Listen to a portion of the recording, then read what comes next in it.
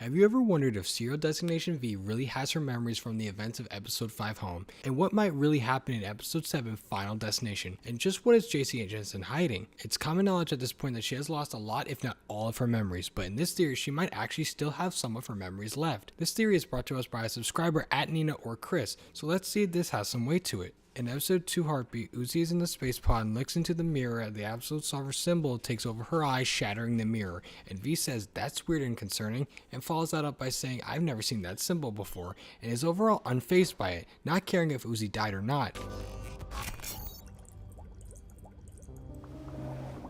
That's weird and concerning. Bite me! This is probably you weirdo's fault! I've never seen that symbol before.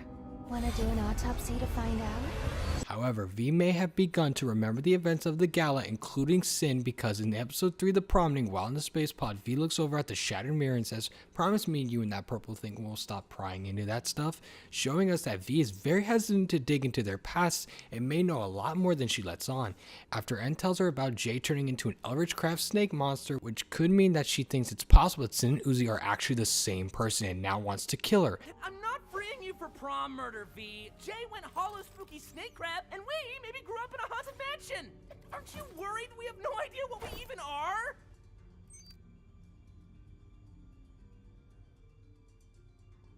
Promise me you and that purple thing will stop prying into that stuff. As well, in episode 3 The Prompting, after N and Uzi fight Doll and went into her room to find all the drone bodies, and right as they thought they were all alone, Doll fires the bullet that was stuffed in her face after V had previously shot her. However, Uzi uses his Absolute Solver to catch the bullet midair, but if you look at the left of the shot, you can clearly see what looks to be V about to shoot Uzi. So maybe in this moment, V was planning on murdering Uzi just when Doll was about to shoot, so she could kill Uzi and make it look like they was Doll all along. As well, in episode 4 Cabin Fever, V threatens Uzi quite a bit, even saying to Uzi, "Better to stay distant though, don't you think, since I'll have to kill you next," which could mean that she's suspecting Uzi of actually being Sin. But the most damning evidence in this episode of V remembering Sin is after Uzi accessed her Absolute Solver state and slaughtered dozens of her classmates, to which she unintentionally saves Lizzie and goes to fight Uzi, to which she says, "New body, same horror, huh, Sin?" But maybe during the target practice the cameras were doing earlier when the arrow was shot and Uzi stopped it with the Absolute Solver and turned it into an organic being and causes her eye to turn into the symbol, this may have triggered V's memories of Sin to return because she looks completely horrified to what Uzi has become. While she did save Lizzie when she was about to be killed by Uzi, she did not do it on purpose and was only there to kill Uzi, not to save anyone. It just so happened to have occurred. And during episode 5 home, when she regains her memories during the events of the episode, this episode revealed a ton. It showed us the early life of N, V, and Jane, how they were maidservants for Tessa James Elliott at the Elliott Manor and served her for many years, resulting in Tessa gaining a strong connection to them, treating them less as robots and more as family, loving them deeply. This was until Tessa brought a new robot to be a servant, and that was Sin. However, Tessa is seemingly unaware of the threat of Sin posed at the time, carrying within her the dangerous Absolute Solver program. As far as we know, Sin is the very first host of it and has the most potent lethal version of it. I've seen a lot of people favor the ship of NXV, and while I still prefer NX Uzi, I can see the argument for the former, particularly in the scene during episode 2 Heartbeat when N has a memory of him walking through Elliott Manor holding a tray with drinks, and when he collides with V and then goes to pick up the drinks that had fallen, and when he goes to pick it up, the two have a bit of tension and chemistry going on until Jay kicks N in the back of the head, eliminating any further romantic tension within seconds, which I actually found kind of funny. The two may have had moments like these off screen, so maybe this could be a ship I would enjoy if they had more moments like these on screen. My theory is that the Disciplinary drones working at Elliott Manor were not always so bad, and it may have been JC Jensen all along that wanted to pull the strings of this war between the workers and murderers. Maybe to cause some sort of distraction so JC Jensen could work in secrecy in the Cabin Fever labs and go completely unnoticed, and we will finally see what the plan is come March 29th when episode 7 is finally released, and all the answers will finally become clear. This is even further alluded to in the description of the Final Destination teaser trailer where it reads, 29th March, so much will be revealed. What will be revealed? Well, for starters, many fans have been theorizing we will get the reveal of who actually killed Nori, and that will be N.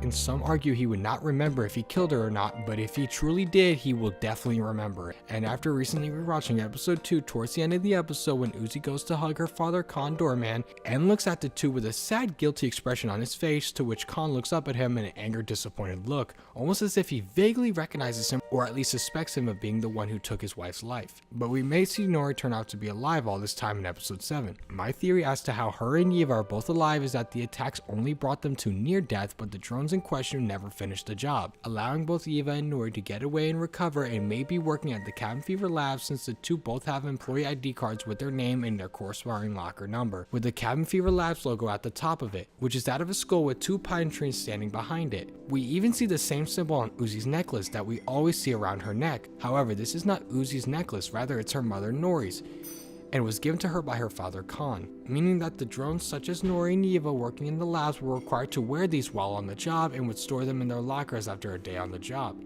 The most interesting part of the whole teaser trailer is something I missed during my breakdown, which is rare for me, I know, because I always inspect every aspect of every single frame, but if you look very closely at the outside of the cathedral, there is a banner that reads "Lab Space for Rent," meaning that this cathedral was previously owned by a landlord who had just had all his lab space and presumably had some equipment just laying around. And once he was done with it, he sold it to JC Jensen, and then they started looking around for some secret structure to call their new experiments home, settling on this cathedral. And it is actually a great choice since the building seems pretty remote and is hard to gain access to, even having giant doors reminiscent of gates of a castle, allowing for tip-top security. And if JC Jensen has to be this secretive, this can only mean the company is up to something nefarious, because let's be honest here, if they were doing something for the health and well-being of everyone around them, they would not need to be this secretive. And that's why I think Drone theorists that the company may be creating some eldritch monstrosity on the level of something like Cell Max, which would explain a lot. For one, they need to wear this PPE or personal protective equipment, which doctors wear so they don't get harmed by anything biologically harmful like diseases or fungi. What if this creature that they are making is released too early to where JC Jensen themselves can't even control it? I think we have seen this biological weapon before. And not just the new trailer glitch release, but also the one during Glitch X as well. But let's discuss the footage we saw during the Final Destination teaser that just released the other day.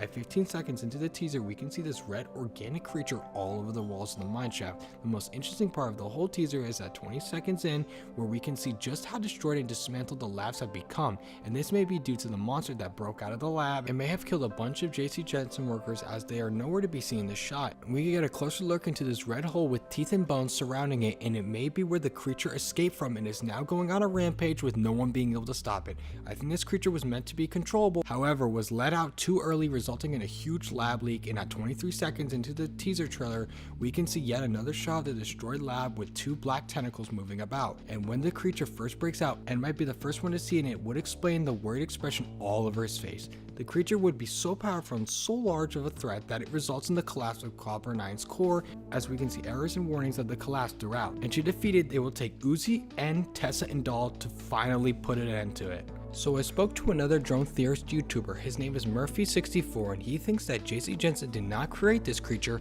but found it on another planet and are using it for studies to enact harm on others. But regardless if they created it or not, JC Jensen is certainly up to no good, and we will finally see the true extent of the Cabin Fever Labs on March 29th. So this may all mean that Sin may not be the true villain of the series after all, and it may just be JC Jensen as a whole. As for @Murphy64, you guys will get to see him in the next theory that comes out this Saturday. He wrote a big part of it, and I can't wait for you guys to see what he has to say. He's a better theorist than even me. But that's just a theory, a drone theory. But let me know down in the comments what you think will happen in episode 7. Thanks for watching, subscribe, and click on the video here.